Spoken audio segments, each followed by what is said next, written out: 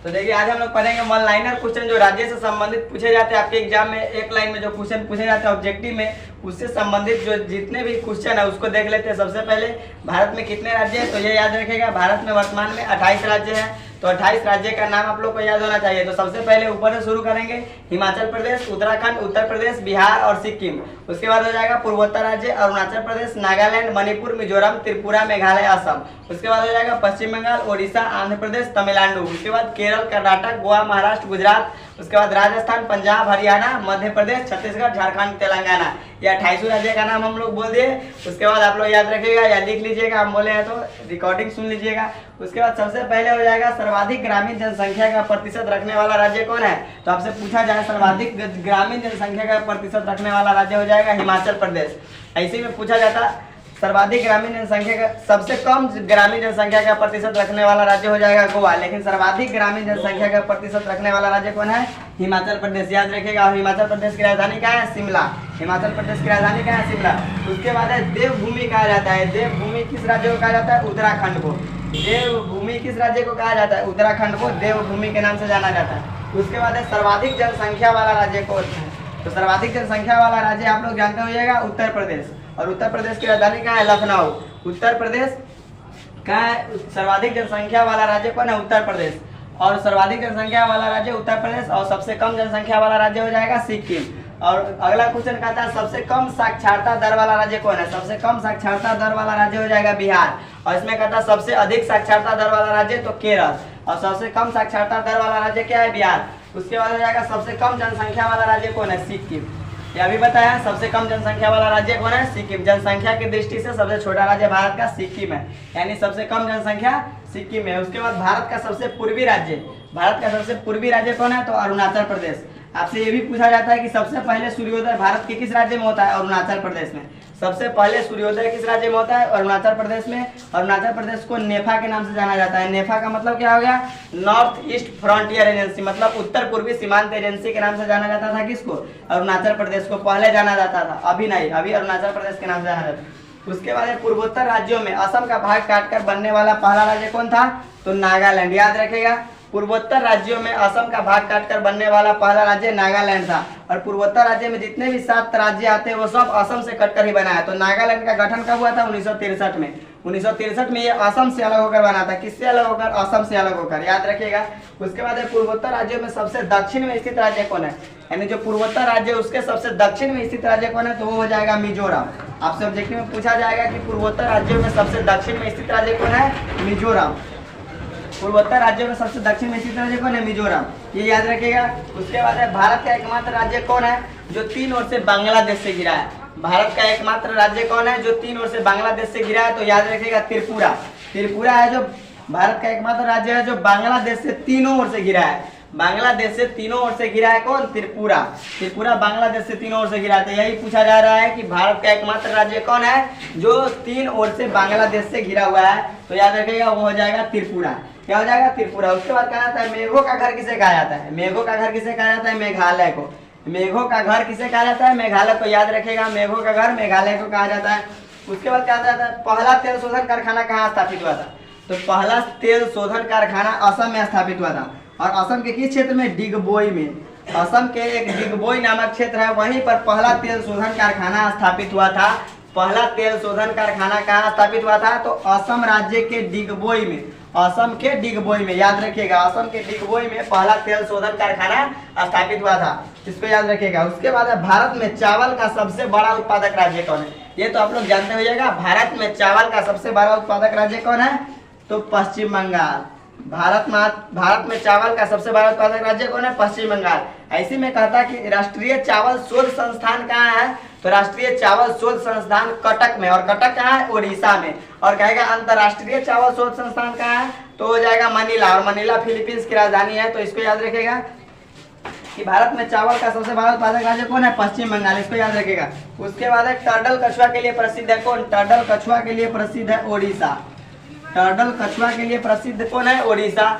Odisha turtle कछुआ के लिए प्रसिद्ध है। उसके बाद भाषा के आधार पर गठित होने वाला पहला राज्य कौन था, भाषा के आधार पर गठित होने वाला राज्य जो था आंध्र प्रदेश। और आंध्र प्रदेश का गठन किस भाषा के आधार पर हुआ था, तो याद रखिएगा तेलुगु भाषा के आधार पर।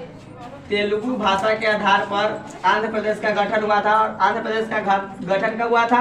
तो 1953 में। और पुनर्गठन कब हुआ? 1956 में। आंध्र प्रदेश का गठन कब हुआ? 1953 में। याद रखेगा, आंध्र प्रदेश का गठन 1953 में, उसके बाद पुनर्गठन 1956 में। इसको याद रखेगा, आंध्र प्रदेश का पुनर्गठन। जब राज्य पुनर्गठन अधिनियम बन गया उसके बाद 1956 में आंध्र प्रदेश का पुनर्गठन हुआ था। और तेलुगु भाषा के आधार पर आंध्र प्रदेश का गठन हुआ था। तो उम्मीद करते हैं ये समझ में आ गया होगा। इसके लिए स्क्रीनशॉट ले लीजिए, उसके बाद हम लोग अगला क्वेश्चन की ओर बढ़ेंगे। देखिए अब हमारा अगला क्वेश्चन क्या कहता है? अगला क्वेश्चन कहता है राष्ट्रीय चावल शोध संस्थान कहाँ स्थित है? राष्ट्रीय चावल शोध संस्थान ओडिशा के कटक में है। तो राष्ट्रीय चावल शोध संस्थान कहाँ है? कटक में। और कटक कहाँ है? ओडिशा में। याद रखिएगा, राष्ट्रीय चावल शोध संस्थान कटक में। और कटक कहाँ है? ओडिशा में। और टर्टल कछुआ के लिए प्रसिद्ध है ओडिशा।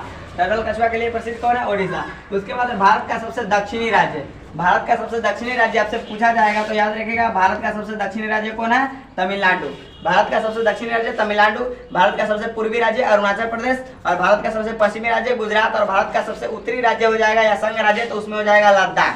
तो याद रखिएगा, भारत की सबसे उत्तरी राज्य लद्दाख। और भारत का सबसे दक्षिणी राज्य तमिलनाडु।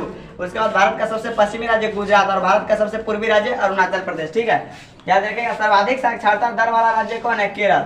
ये याद रखिएगा, ये क्वेश्चन आपसे पूछा जाता है कि सर्वाधिक साक्षरता दर वाला राज्य कौन है? केरल। और सबसे कम साक्षरता दर वाला राज्य कौन है? बिहार। और सर्वाधिक साक्षरता दर वाला राज्य केरल। उसके बाद है सब दक्षिण का देवभूमि किसे कहा जाता है? केरल को। यानी दक्षिण का देवभूमि किसे कहा जाता है? केरल को। और सीधे कहेगा देवभूमि किसे कहा जाता है? तो उत्तराखंड को। और दक्षिण का देवभूमि कहा जाए तो केरल को। उसके बाद सबसे अधिक लिंगानुपात वाला राज्य कौन है? केरल। सबसे अधिक लिंगानुपात वाला राज्य कौन है? केरल। और सबसे कम लिंगानुपात वाला राज्य कौन है? हरियाणा। सबसे अधिक लिंगानुपात वाला राज्य केरल और सबसे कम लिंगानुपात वाला राज्य कौन है? हरियाणा। ये याद रखिएगा। उसके बाद क्षेत्रफल की दृष्टि से भारत का सबसे बड़ा राज्य कौन है? राजस्थान। और कहेगा क्षेत्रफल की दृष्टि से भारत के 4 बड़े राज्यों के नाम लिखने के लिए तो क्या कहिएगा? क्षेत्रफल की दृष्टि से भारत के 4 बड़े राज्य राजस्थान, मध्य प्रदेश, महाराष्ट्र, उत्तर प्रदेश। राजस्थान, मध्य प्रदेश, महाराष्ट्र, उत्तर प्रदेश क्षेत्रफल की दृष्टि से 4 बड़े राज्य। उसके बाद क्षेत्रफल की दृष्टि से भारत का सबसे छोटा राज्य कौन है? गोवा। क्षेत्रफल की दृष्टि से भारत का सबसे छोटा राज्य गोवा। और याद रखिएगा, प्रति व्यक्ति सबसे अधिक प्रति व्यक्ति आय वाला राज्य कौन है? गोवा। तो इसी में लिख लीजिएगा, सबसे अधिक प्रति व्यक्ति आय वाला राज्य, सर्वाधिक प्रति व्यक्ति आय वाला राज्य कौन है? गोवा। सर्वाधिक प्रति व्यक्ति आय वाला राज्य, सर्वाधिक प्रति व्यक्ति आय वाला राज्य, सर्वाधिक प्रति व्यक्ति आय वाला राज्य, सर्वाधिक प्रति व्यक्ति आय वाला राज्य, सर्वाधिक प्रति व्यक्ति आय वाला राज्य, सर्वाधिक प्रति व्यक्ति आय वाला राज्य कौन है? तो गोवा। और कहेगा सबसे कम प्रति व्यक्ति आय वाला राज्य बिहार। सबसे कम प्रति व्यक्ति आय वाला राज्य, सबसे कम प्रति व्यक्ति आय वाला राज्य, सबसे कम प्रति व्यक्ति आय वाला राज्य,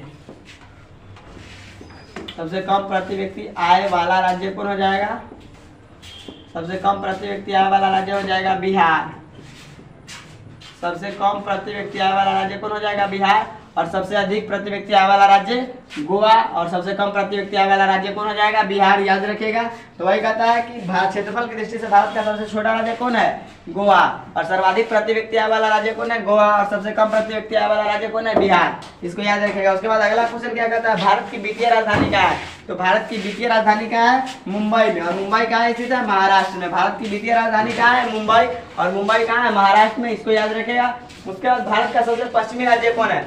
भारत का सबसे पश्चिमी राज्य गुजरात है। ये अभी बोले थे, भारत का सबसे पश्चिमी राज्य गुजरात। अगर आपसे क्वेश्चन पूछा जाए कि सबसे लास्ट में सूर्योदय कहाँ होता है? गुजरात में। मतलब सबसे अंत में जो सूर्योदय होता है वो गुजरात में होता है। और सबसे अंत में सूर्यास्त भी गुजरात में होता है। और सबसे पहले सूर्योदय कहाँ होता है? तो अरुणाचल प्रदेश में, क्योंकि अरुणाचल प्रदेश भारत का सबसे पूर्वी राज्य है। ये याद रखेगा। उसके बाद कहता है 5 नदियों की भूमि किसे कहा जाता है? पंजाब को। 5 नदियों की भूमि किसे कहा जाता है? पंजाब को। इसको याद रखेगा। 5 नदियों की भूमि पंजाब को कहा जाता है। उसके बाद अगला क्वेश्चन कहता है भारत का दिल किसे कहा जाता है? भारत का दिल मध्य प्रदेश को कहा जाता है। मध्य प्रदेश को कहा जाता है भारत का दिल, हार्ट ऑफ इंडिया। तो हार्ट ऑफ इंडिया किसे कहा जाता है? Heart of India. सीधे लिखिए, भारत का दिल, भारत का दिल, भारत का दिल मध्य प्रदेश को कहा जाता है। भारत का दिल मध्य प्रदेश। क्या कहेगा? एशिया का हृदय, एशिया का हृदय, एशिया का हृदय कहिए या दिल कहिए? एशिया का हृदय किसे कहा जाता है? एशिया का हृदय अफगानिस्तान को कहा जाता है। अफगानिस्तान। एशिया का हृदय अफगानिस्तान को कहा जाता है, यानी हार्ट ऑफ एशिया किसे कहा जाता है? अफगानिस्तान को। उसके बाद होगा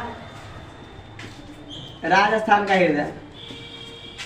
राजस्थान का हृदय, राजस्थान का हृदय किसे कहा जाता है? तो अजमेर को।